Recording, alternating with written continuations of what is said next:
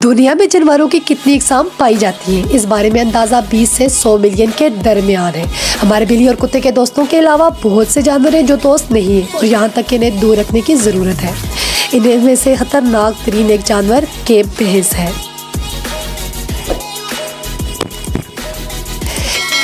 Cap भैंसों को अक्सर ब्लैक डेथ कहा जाता है क्योंकि ये इंसानों और दूसरे जानवरों दोनों के लिए इंतहाई खतरनाक है।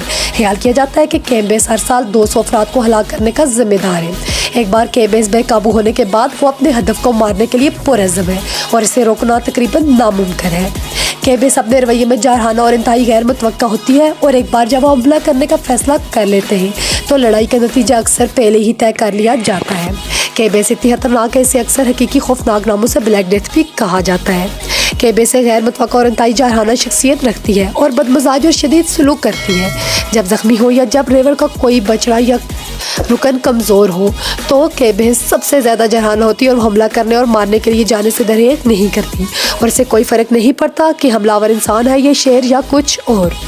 एक वाइट केप भैंस काफ़ी खौफनाक लग सकती है, लेकिन एक चीज़ जो इन्हें बहुत ज़्यादा खौफनाक और ख़तरनाक बनाती है वो ये है कि ये बहुत समाजी मखलूक है और ज़्यादातर 10-20 जानवरों के ग्रुप में रहेंगी।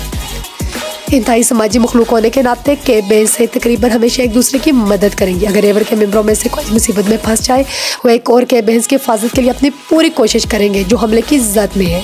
एक बार जब केप भैंसों के रेवर का कोई रुकन हमला करता है तो बाकी भैंसें भी आमतौर पर पैरवी करेंगी और हमला करेंगी। इसलिए चाहिए कि केप भैंसों से दूर आ जाए।